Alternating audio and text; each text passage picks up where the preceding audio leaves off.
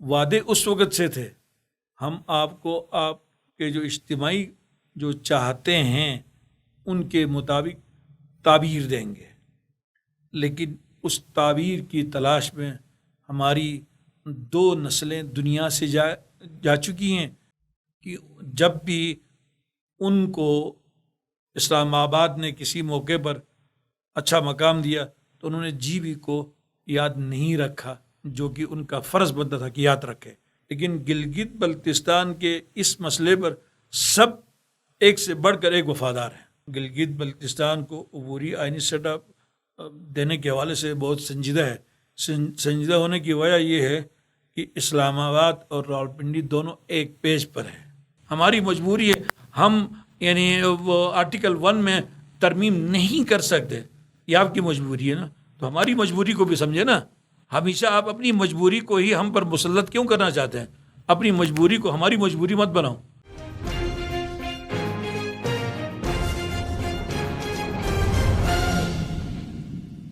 بسم اللہ الرحمن الرحیم۔ السلام علیکم ناظرین، آپ دیکھ رہے ہیں پروگرام عوام سے ایوان تک۔ ناظرین، آج کے پروگرام میں ہم بات کریں گے کشمیر ڈسپیوٹ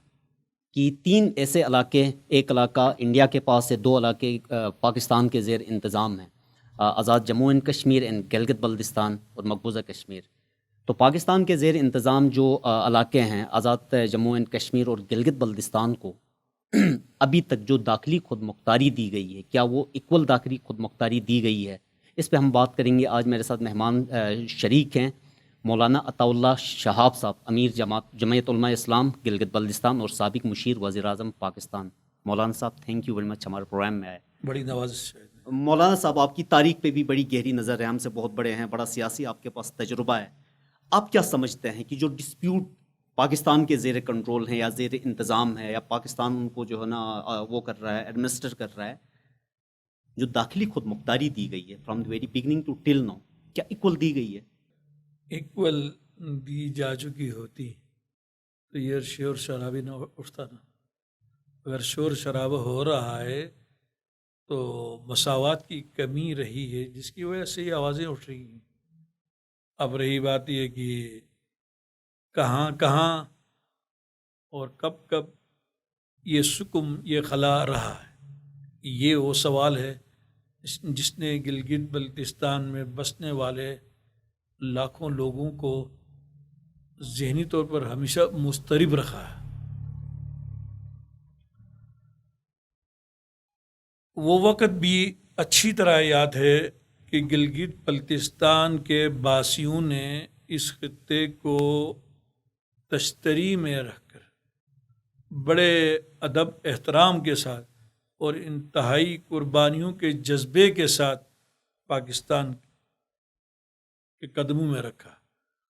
وعدے اس وقت سے تھے ہم آپ کو آپ کے جو اجتماعی جو چاہتے ہیں ان کے مطابق تعبیر دیں گے، لیکن اس تعبیر کی تلاش میں ہماری 2 نسلیں دنیا سے جا چکی ہیں، تیسری بھی تقریباً اپنا ٹرنیور جو جتنا بھی ہے وہ پورا کر رہی ہے، اور چوتھی نسل جو آ رہی ہے وہ بہت ہی زیادہ یعنی تذبذب، کنفیوژن اور کا شکار ہو کے آ رہی ہے۔ تبھی تو یہاں پر طرح طرح کے اور انتہائی جارحانہ قسم کے سوالات اٹھتے ہیں۔ کبھی یہ سوالات کا رخ مسفر آباد کی طرف اٹھتے ہیں کہ جب بھی ان کو اسلام آباد نے کسی موقع پر اچھا مقام دیا تو انہوں نے جی بی کو یاد نہیں رکھا، جو کہ ان کا فرض بنتا تھا کہ یاد رکھے۔ جیسے 1974 میں جب ان کو ایک پورا یعنی ریاستی سیٹ اپ دیا گیا، ریاستی، تو اس وقت انہوں نے بہرحال گلگت بلتستان کو یاد رکھنا چاہیے تھا، جو انہوں نے نہیں رکھا، جس پر گلگت بلتستان شاکی ہے۔ اور دوسرا جو بڑا شکایت رہی ہے، دوسرا بڑا شکوہ رہا ہے گلگت بلتستان کا، وہ مظفر آباد سے زیادہ اسلام آباد سے رہا ہے۔ اسلام آباد نے بہرحال اس حوالے سے یعنی لوگوں کی جو امیدیں تھیں، لوگوں کی جو سوچ تھی، ان امیدوں اور ان سوچ کے مطابق انہوں نے اس کو کوئی جگہ دینے کی کوشش نہیں کی ہے. ہمیشہ ہر بار یہی ہوا ہے. 70 میں آپ کو ایک ناردرن ایریا کونسل کے نام سے متعارف، پھر ناردرن ایریا لیجسلیٹو کونسل، پھر تو اس کے بعد پھر جی بی اسمبلی، پھر جی بی لیجسلیٹو اسمبلی، پھر جی بی اسمبلی، پھر ابھی تک یہ چیزیں ہمیشہ یعنی ایک مخمصے میں یا تذبذب میں رہنے والا کوئی فیصلہ کیا گیا ہے. نتیجتاً یہ ہوا کہ آج بھی جو باتیں ہو رہی ہیں گلگت بلتستان کو یعنی ایک مکمل طور پر عبوری آئینی سیٹ اپ دیا جا رہا ہے. باتیں تو یہ ہیں اور سننے میں یہ خوشنما ہیں، لیکن جب قرید کے پوچھو، جو جاننے والوں سے پوچھو یا حکومتی لوگوں سے یا ان کے جو قریب ترین جو لوگ ہیں ان سے پوچھو تو پھر وہ خود مطمئن نہیں ہیں، دوسروں کو کیا مطمئن کریں. رائٹ. اچھا مولانا صاحب، جس طرح آپ جو ہے نا 3 جنریشنز کا آپ نے حوالہ دیا، وہ تو چلی گئی، اور چوتھی جنریشن گامزن ہے، ایکولی ٹریٹ نہیں کیا آپ نے. شکوہ بھی کیا مظفر آباد سے بھی، شکوہ اسلام آباد سے بھی کیا. یہ تو جو ہے نا پاسٹ کا حصہ تھا کہ سابق ادوار میں جو ہے نا ایکولی ٹریٹ نہیں. ابھی جو پریزنٹ گورنمنٹ ہے، انہوں نے بھی جو ہے نا ایک پروونشل اٹانومی کے لیے گلگت بلتستان اسمبلی سے بھی ایک متفقہ قرارداد جو ہے نا پاس کی مسئلہ کشمیر متاثر کیے بغیر جو داخلی خود مختاری ہے، جو صوبائی داخلی خود مختاری گلگت بلتستان کو وہ دی جانی چاہیے. اس حوالے سے آپ لوگوں نے ایک اے پی سی بھی جو ہے نا آپ لوگوں نے اٹین کی، پھر چیف منسٹر گلگت بلتستان سے بھی ملے، تو ظاہری بات ہے آپ لوگ کامن ایک نیریٹو لے کے گئے ہوں گے چیف منسٹر صاحب کے سامنے. ابھی داخلی خود مختاری کے لیے، صوبائی داخلی خود مختاری کے لیے، یعنی ملک کا جو پاور ہاؤس ہے، مین پاور ہاؤس پارلیمنٹ ہے، وہاں پہ نمائندگی کے حوالے سے جو کامن نیریٹو کیا آپ لوگوں کا آیا گلگت بلتستان کے حوالے سے؟ چونکہ ابھی تک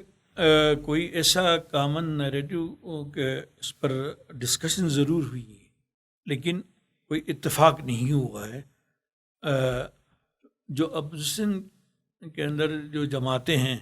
جیسے جمعیت علماء اسلام ہے، اسی طریقے سے پاکستان مسلم لیگ ہے، پاکستان پیپلز پارٹی ہے، اسلامی تحریک ہے، یہ اور اسی طریقے سے بی این ایف بھی ہے، وہ کہ اس میں اس دن وہ حاضر نہیں ہو سکے تھے، تو اس میں کئی دن ہم اسلامی تحریک کی میزبانی میں کئی دن ہماری اس پر بیٹھک ہوئی، اور آپ کی طرح یعنی بہت زیرک لوگ، بہت سمجھدار لوگ اس میں شریک رہے. اور اس کے بعد یہ بات سامنے آئی کہ ہم صوبائی حکومت جو وفاق کی یہاں پر ظاہر وزیر نمائندہ تنظیم بھی ہے، اور وفاق میں بھی جس پارٹی کی حکومت ہے یہاں بھی انہی کی حکومت ہے، ہم نے کہا یہاں ان سے ملتے ہیں. باوجود یہ کہ تقریباً پارٹیاں یعنی پارٹی بنیادوں پہ ان سے اختلاف رکھتی ہے، لیکن گلگت بلتستان کے اس مسئلے پر سب ایک سے بڑھ کر ایک وفادار ہیں، بے شک، ایک سے بڑھ کر ایک جو ہے اس علاقے کے لیے مخلص ہے. البتہ انداز بیاں، طور طریقہ اور اس کو لینے کا انداز ہر ایک کا مختلف ہے، یہی خوبصورتی ہے. چنانچہ وزیر اعلیٰ صاحب جو ہیں ان سے میٹنگ طے ہوئی تو وہ اپنی ٹیم کے جو اپنے اراکین تھے ان کے ساتھ موجود تھے، اور ادھر سے جتنی بھی اپوزیشن جماعتیں تھیں وہ بھی ان کے ساتھ شریک ہوئیں. اور اس میں انہوں نے پہلے تو ہم نے ان سے جاننے کی کوشش کی، جو یہ بات کہی جا رہی ہے کہ اس دفعہ وفاق گلگت بلتستان کو عبوری آئینی سیٹ اپ دینے کے حوالے سے بہت سنجیدہ ہے. سنجیدہ ہونے کی وجہ یہ ہے کہ اسلام آباد اور راولپنڈی دونوں ایک پیج پر ہے، مطلب یہ ایک خوش آئین بات ہے. تو باہر کی باتیں بھی سہانی باتیں تھیں، باہر کی جو گفتگو یا جو بھی پڑھنے کو یا سننے کو مل رہا تھا وہ بھی حوصلہ افزا چیزیں تھیں، لیکن جب ان کے پاس ہم نے گفتگو کی، ان کی گفتگو سنی، ایک نتیجے پر تو ہم پہنچے کہ وفاق ہمیں دینا چاہتا ہے، لیکن کچھ چیزوں کو پہلے انہوں نے طے کیا کہ ان چیزوں پہ بات نہیں کرنی. تو جن چیزوں پہ بات نہیں کرنی ہے اور وہی اصل ہے، جن چیزوں میں بات نہ کرنے کی وفاق نے جو اپنی حکومت کو بتایا ہے، تو اب ظاہر بات ہے اس سے آگے کے لیے جو چیزیں ہیں اس پر بھی بات چیت ہوئی، اس پہ ایک تجویز پہ غور ہو رہی ہے۔ وہ یہ ہے کہ وفاق اگر یعنی حکومت، چونکہ وہاں پہ خان صاحب کی حکومت ہے اور بقول یہاں کے حکومت کے کہ ان کے ساتھ ریاستی ادارے بھی ان کے ساتھ ہم نوا ہیں، جب یہ چیزیں ہیں تو پھر گلگت بلتستان میں دو چیزیں واضح ہو گئی۔ ایک چیز یہ کہ ہر پارٹی کا اپنا اپنا موقف ہے، ایک مسئلہ۔ اب فرض کرو ہماری پارٹی کا موقف، جمعیت علماء اسلام کا موقف گلگت بلتستان کے کشمیر کے ساتھ لنک ہونے میں دو ٹوک اور واضح موقف ہے، لیکن جب گلگت بلتستان کی بات آتی ہے ہم نے کہا ہم اپنے موقف سے نیچے آئیں گے، ہم نیچے آئیں گے اور وفاق پاکستان سے آپ وہ چیز لے لیں، اور حکومت کو کہا کہ کہاں کہاں آپ کے لیے مسائل پیدا ہو رہے ہیں، آپ کے پاس اپنا پارٹی مینڈیٹ ہے، اسی بنیاد پر آپ حکومت کر رہے ہیں نا، آپ کو پبلک کی طرف سے جو بھی مینڈیٹ ملا ہے، یہ ساری پارٹیاں ایڈیشنلی طور پر اپنا مینڈیٹ آپ کو دینے پر تیار ہے اگر آپ کچھ واضح نکات طے کریں، اور اس کے لیے آپ کو چاہیے کہ آپ گلگت بلتستان کی تمام پولیٹیکل فورسز جتنی بھی ہیں، اسی طریقے سے جن کی نمائندگی پارلیمنٹ کے اندر ہے یا جن کی نمائندگی نہیں ہے ان کو بھی لائیں، اس طرح جتنی بھی مذہبی جماعتیں ہیں، یہاں تک کہ مختلف مسالک کی ترجمان جماعتیں جتنی بھی ہیں ان کو بھی آپ بلائیں، اسی طریقے سے یہاں قوم پرست جماعتیں ہیں، بہرحال ان کا ایک اچھا وجود ہے یہاں پہ، ان کو بھی آپ اعتماد ملے، اسی طریقے سے یہاں وکلا ہیں، ظاہر بات ہے معاشرے کی آنکھ ہے، دل ہے وہ، اور اسی طریقے سے جو ریٹائرڈ بیوروکریٹس ہیں گلگت بلتستان کے، وہ بھی طویل عرصہ جو ہے یعنی ان بول بلیوں میں چلتے رہے ہیں، تو لہٰذا ان سب کو بلا کر اس طرح کا ایک بیانیہ آپ مرتب کرنے میں کامیاب ہو جائیں کہ اس بیانیے کو لے کر آپ جائیں، وزیر اعلیٰ صاحب کو ہم یہ کہہ رہے ہیں کہ آپ لے کر آپ جائیں اور پھر اپنی حکومت کو بتا دیں، تو وہاں پر کسی قسم کی کمزوری یا کوئی کمزور نقطہ نہیں اٹھائیں گے۔ آپ یہ مت دیکھیں صرف میں پی ٹی آئی کا وزیر اعلیٰ ہوں نہیں، آپ صرف یہ دیکھیں گے میرے ساتھ ان سب پارٹیوں نے باوجود یعنی اختلاف کرنے کے اگر ہمیں سپورٹ کر سب کا مطلب پیچھے سپورٹ جو ہے نا گلگت بلتستان کے بہتر مستقبل کے حوالے سے، وہ جو موقف ان کا جو مرکز پہ پیش کرنا ہے وہ موقف کیا ہے؟ مثال کے طور پر یعنی 2-3 چیزیں وضاحت کے ساتھ ہونی چاہیے۔ ایک یہ کہ گلگت بلتستان کو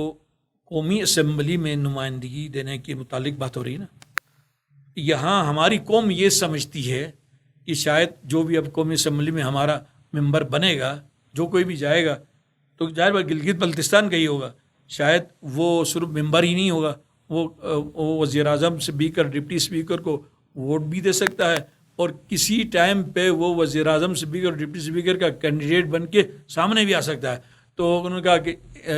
اس حوالے سے مشکلات ہیں، میں نے کہا جب مشکلات ہیں مرکز نے بتایا نا، تو پھر آپ یہ کریں، پھر آپ 3 یا 4 قومی اسمبلی کے ممبران پر اکتفا نہ کریں، بلکہ یہاں جتنے اضلاع ابھی ہیں اور متوقع جتنے اضلاع اور بن سکتے ہیں، ہر ضلع میں قومی اسمبلی کا ایک ممبر ہونا چاہیے۔ اور آپ کہتے ہیں کہ بھائی ہم اسلام آباد کے ساتھ ٹیلی کریں گے، اسلام آباد کی جتنی آبادی ہے، جی بی کی آبادی، بھائی جتنی، پھر اسلام آباد کو آپ صوبہ نہیں بنا سکتے، تو پھر گلگت بلتستان کیوں بنا رہے ہو؟ جب آپ صوبہ بنا رہے ہو اپنے آپ کی مجبوری ہے، تو پھر کچھ چیزوں میں ہمارا بھی خیال رکھیں۔ آپ قومی اسمبلی میں آپ نمائندگی تو ہر ضلع کو ایک قومی اسمبلی کا ایک ممبر، اور سینٹ کے لحاظ سے جس طریقے سے پنجاب ہے، جس طرح کے پی کے سندھ اور بلوچستان ہے، اسی طریقے سے آپ ان کے برابر نمائندگی تاکہ احساس محرومی کا خاتمہ ہو۔ بالکل ظاہر بات ہے، آپ کہتے ہیں کہ ہماری مجبوری ہے، ہم یعنی وہ آرٹیکل 1 میں ترمیم نہیں کر سکتے، یہ آپ کی مجبوری ہے نا، تو ہماری مجبوری کو بھی سمجھے نا۔ ہمیشہ آپ اپنی مجبوری کو ہی ہم پر مسلط کیوں کرنا چاہتے ہیں؟ اپنی مجبوری کو ہماری مجبوری مت بناؤ۔ اب کچھ آپ کی مجبوری کو ہم لیں گے، کچھ ہماری مجبوری کو آپ سمجھے۔ اسی طریقے سے یعنی اب قانونی حوالے سے جو وکلا برادری ہماری یہاں کی ڈیمانڈ کرتی ہے، ظاہر بات ہے پولیٹیکل پارٹیز ان کو سپورٹ کر دی ہے۔ یہ ساری چیزیں ہیں اسی طرح وفاق کی سطح پر جتنے قومی سطح کے ادارے ہیں، چاہے وہ آئینی ادارے ہیں جیسے قومی اسمبلی سینٹ ہے، یا چاہے جو مالیاتی ادارے ہیں جس طرح سے اکنک ہے، جس طریقے سے نیشنل اکنامک کاؤنسل ہے، نیشنل فائنانس کی مطلب سب میں نمائندگی ملنی چاہیے۔ ظاہر بات ہے اگر ایسا نہیں کریں گے، ایسا نہیں کرتے ہیں تو پھر ظاہر بات ہے پھر تو اس میں کیا خرابی ہے؟ اب اس میں کیا 3 آدمی کو وہاں خاموشی کے ساتھ، یہ تو یہاں پہ بولتے تو ہیں، ان 3 کو آپ تماشائی نہ بنے، نہ خاموش تماشائی نہ بنائیں۔ آپ یہ سب آپ کے دل سے ملنا چاہتے ہیں، آپ کے ساتھ آپ سے علیحدہ ہونا نہیں چاہ رہے ہیں۔ سب کا آپشن یہ ہے کہ ایک ہی آپشن ہے پاکستان۔ جب یہ ہے تو آپ اگر بین الاقوامی سطح پر کشمیر سے اس کا جو تعلق ہے گلگت بلتستان کا، اس تعلق کو بھی برقرار رکھنا چاہتے ہیں تو وہ اس مجبوری کو تو ہم سمجھتے ہیں، اس مجبوری سے ہم آپ کی مجبوری سے فائدہ نہیں اٹھائیں گے۔ رائٹ، لیکن اچھا میڈم مولانا صاحب، ہو سکتا ہے جو ہے نا ہم کہیں اور نکل جائیں، المختصر جو آپ کی گفتگو کا لب لباب یہ ہے، جو گریزن سٹی ہے وہاں کے ہیڈ بھی آمادہ ہیں اور جو کیپٹل سٹی ہے اس کے ہیڈ بھی آمادہ ہیں کہ گلگت بلتستان کو کچھ ملنے والا ہے۔ آپ بہتر کی توقع کرتے ہیں اور بہتر کا مطالبہ کرتے ہیں، رائٹ۔ ویسے اپنا شاہ صاحب نا، اگر پاس میں ہم دیکھتے ہیں 2009 میں جس کے آپ خود بھی جو ہے نا پارٹ رہے ہیں، اس میں جو امپاورمنٹ تھی 2018 میں بہتر امپاورمنٹ آ گئی، اس کی نسبت بہتر آ گئی، مطلب آپ کی اسمبلی کو زیادہ امپاور کیا گیا۔ اب کی دفعہ جو آئے گی امید رکھنی چاہے اس سے بہتر آ جائے گی 2018 سے۔ تو یہ ایک ویسے ارتقائی عمل ہے گلگت بلتستان کو شامل کرنی ہے۔ دوسرا ایک چیز جو ہے نا، آپ لوگوں کا کامن نیریٹو جو ہے نا وہاں پہ سامنے نہیں آیا، جو آل پارٹیز جو کانفرنس بنے گا مستقبل یہ ہے کہ بنے گا اور بننا چاہیے، اور نہیں بنتا ہے یہ اس یہاں کی حکومت کی بھی کمزوری ہوگی اور یہ پوری ہماری قوم کی بھی کمزوری جب تک ہم قومی بیانیہ جو ہے نا تشکیل دینے میں، کیونکہ آپ نے ایک داخلی خود مختاری لینی ہے، پروونشل داخلی مطلب پہ خود مختاری، تو اس کے لیے سب کا ویسے کامن ایجنڈا ہونا چاہیے۔ ظاہر بات ہے ہم خود ہم جب حکومت کو، حکومتی سربراہوں کو یہ کہہ رہے ہیں ہم ایڈیشنل طور پر اپنا مینڈیٹ بھی آپ کو دیں گے، ساری پارٹیاں کہہ رہی ہیں آپ صرف فائٹ اچھا کریں، اور بہرحال سی ایم صاحب ایک لا نوئنگ پرسن ہے اور ہم امید رکھتے ہیں، ابھی تک نا امیدی والی بات نہیں ہے، لیکن جب مرکز کی طرف اسلام آباد کی طرف دیکھتے ہیں تو وہاں نا امیدی کے بادل پچھلے 3 سال سے چھائے ہوئے ہیں، تو ان بادلوں کے بیچ سے امید کے کوئی سورج نظر آئے گا۔ ویسے جو ہے نا خیر یہ ہمارا ایز سچ اے ٹاپک نہیں تھا، لیکن جو ہے نا جو آج کل سوشل میڈیا میں چل رہا ہے، پاناما لیکس کے بعد پھر پینڈورا باکس جو ہے نا کھلنے، ویسے آپ گلگت، ظاہری بات ہے ہم رہتے پاکستان میں، افیکٹ ہوتے ہیں، کیا نقطہ نظر ہے ویسے اس کے متعلق؟ شاہد بھائی، ہم تاریخ کے سیاست کے ادنی طالب علم ہیں اور مختلف مجلسوں میں صوبائی سطح پر، ملکی سطح پر، ملک سے باہر دوستوں کے ساتھ بیٹھکیں ہوتی ہیں۔ پاکستان صلاحیتوں کے لحاظ سے عالم اسلام کی قیادت کرنے کا اہل ملک ہے، اہل پاکستان کے پاس صلاحیت ہے، اور اس کی صلاحیتوں میں بہت ساری چیزیں ہیں، اس میں سب سے پہلے 7ویں ایٹمی صلاحیت والا ملک ہے، لیکن آج اس کے قرضے جو ہیں اس پر اتنے چڑھے ہیں، 98 کھرب روپے کا مقروض ہو چکا ہے پاکستان، 98 بلین ڈالرز کا یہ مقروض ہوا ہے، اور اگر یہ مزید قرضے لیتا ہے تو دیوالیہ نکل جائے گا، اور دنیا کی نظریں پاکستان کی صرف ایک چیز پہ، باقی تو سب چیز جو ہے ہم اس عاشقی میں عزت سعادت تو پہلے ہی چلی گئی ہے، اب جو رہ گئی ہے پاکستان ایٹمی پاور ہے۔ دنیا پاکستان کے مخالف جتنی بھی لابیز ہیں بین الاقوامی سطح پر، ان کی نظریں پاکستان کی ایٹمی طاقت پر ہے۔ معاشی طور پر اس کو مقروض اتنا کر دیا جائے کہ جب بھی یہ کوئی مضبوط بات کرنے کی طرف آ جائیں تو ان کو ایک دم روکا جائے، بھائی پہلے ہمارے پیسے۔ چنانچہ مختلف پاناما لیکس آیا، پتہ نہیں کیا گیا، ابھی جو پینڈورا باکس ہے، پینڈورا لیکس آیا ہے، تو اس میں عجیب سی بات ہے، بہت سارے لوگوں کا میں مطلب پڑھ سوچ کے میں روتا ہوں۔ یقین مانے ہم تو پاکستانی ہیں نا یار، اس حوالے سے ہم مسلمان ہیں، یعنی ایسا نہیں ہے۔ جب دیکھتے ہیں کہ جن کے جو پاکستان کو معاشی لحاظ سے ترقی دینے والے تھے، جو پاکستان کے بقرات تھے، سقراط تھے، ارسطو تھے، وہ سب کے سب چور نکلے. وہ سب کے پاس جو ہے یعنی ایسی کمپنیاں نکلی، آف شور کمپنیاں، کہ اب اس کے بعد تو کسی نے خود کو، کسی نے بہن کو، کسی نے بھائی کو، کسی نے داماد کو، کسی نے اپنی بیٹی کو، کسی نے دور کے رشتہ داروں کو ملا کر اتنا کر دیا ہے کہ پاکستان میں تو لگت ایسا رہا ہے کہ پاکستان کو عالمی سطح پر ان جکڑ بندیوں کا شکار کر کے اس کو تنہا کرنے کی کوشش ہو رہی ہے. یہ کام پہلے عالم اسلام میں ہوا ہے. انڈونیشیا میں، شاہد بھائی آپ کو بتاؤں، آج سے کچھ سال پہلے جکارتا یونیورسٹی میں ایک کانفرنس ہوئی تھی، مطلب پوری دنیا اسلام سے لوگ آئے تھے. تو اس میں اتفاق سے ان دنوں میں جی بی اسمبلی کا ممبر تھا، تو جی بی کونسل کا تو وہاں ہم بھی موجود تھے، اور موضوع یہ تھا عالم اسلام کو درپیش چیلنجز اور ان کا حل. تو انڈونیشیا کے جو اسکالرس تھے انہوں نے ایک چیز پیش کی. کبھی انڈونیشیا بھی یہ صلاحیت رکھتا تھا، آج یعنی قرض کے تلے دب کر ہم کچھ کرنے، عالم اسلام کی قیادت کرنے سے محروم ہو گئے ہیں. اس کے بعد جو دوسرا بڑا ملک ہے جو جس کے اندر صلاحیت ہے وہ پاکستان ہے، اور پاکستان کی یہ صلاحیتیں دنیا کو کھٹک رہی ہیں. ان صلاحیتوں سے پاکستان کو محروم کرنے کے لیے ان کو یعنی معاشی لحاظ سے جکڑ بندیوں کا شکار کیا جا رہا ہے. اور یہ جو تازہ دیکھ سے آئی ہیں تو ہم تو یہ کہیں گے، بہرحال جو بھی ہے، جس طریقے سے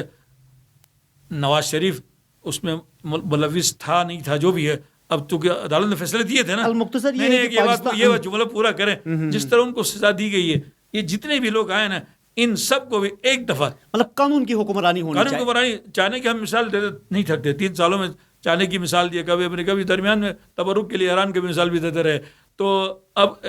جب آپ نے چائنا کی مثال دیے تو چائنا میں تو انہوں نے کرپٹ آفیسرس، کرپٹ جو بھی ہیں، جو بھی طبقات تھے، سب کا نام گنوانا مناسب بھی نہیں ہے، تو گنجائش بھی نہیں ہے. تو لہٰذا آپ ان جو بھی بین الاقوامی دنیا نے نمایاں کیا فلاں فلاں فلاں فلاں فلاں، سب سے پہلے تو ان کو عزت سے ریزائن کر دینا چاہیے اگر کسی اعلیٰ عہدے پہ ہیں تو. اس کے بعد پھر تحقیقات ہونی چاہیے. اب پاکستان کا وزیر خزانہ ہی ماشاء اللہ سے یہ ملوث پایا گیا.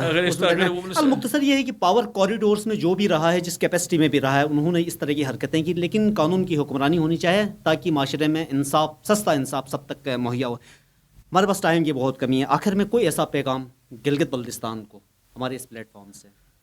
ویسے تو عمومی پیغام تو ہم عوام کو دیتے تھے نا، اس دفعہ خواص کو دیتے ہیں. پلیز پبلک کو دیتے رہے نا. خواص کو یہ ہے کہ گلگت بلتستان کی حکومت کو خالد خورشید صاحب کے نام پہ ان سے کو ہم نے بڑی امیدیں باندھی ہیں. آپ اس عبوری آئینی صوبے کے جو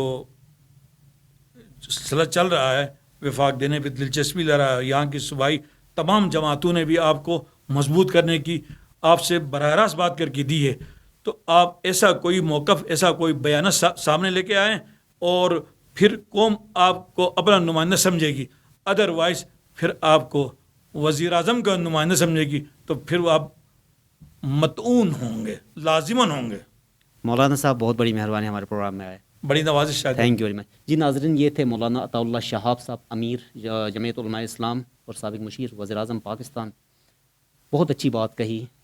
پیغام کے حوالے سے ہم نے پوچھا نہیں جی، عام پیغام نہیں دینا، خاص دینا، اور خاص پیغام چیف ایگزیکٹو یعنی وزیر اعلیٰ گلگت بلتستان کے لیے. آپ گلگت بلتستان کے وزیر اعلیٰ ہیں، آپ سے بڑی امیدیں وابستہ کر رکھی ہیں گلگت بلتستان کی قوم نے. جس طرح آپ نے معاشی ترقی کے لیے 370 ارب روپے کا گلگت بلتستان کے لیے ایک معاشی پیکیج لے کے آئے ہیں، اسی طرح داخلی خود مختاری کے لیے جو بیڑا اٹھایا ہے اور گلگت بلتستان کی قوم توقع کرتی ہے اگر ان کی امیدوں پہ پورا اترتے ہیں تو آپ کو گلگت بلتستان کا نمائندہ وزیر اعلیٰ سمجھا جائے گا، ادروائز آپ کو وزیر اعظم پاکستان کے وزیر اعلیٰ سمجھیں گے. ہمیں چاہیے کہ ہم سب کو مل کے جو متفقہ جو بیانیہ ہے وہ سامنے لانا چاہے داخلی خود مختاری کے لیے، تاکہ گلگت بلتستان کا ہر فرد، ہر نمائندہ، جس طرح ملک کے دیگر صوبوں کے نمائندے اور افراد جو جذبہ رکھتے ہیں، اسی جذبے کا تسلسل گلگت بلتستان سے بھی ہو، کیونکہ اسی میں انسانیت ہے، اسی میں مسلمانیت ہے، اسی میں پاکستانیت ہے. آج کے لیے اتنا ہی. اگلے پروگرام تک مجھے دیجیے اجازت. اللہ حافظ. پاکستان زندہ باد.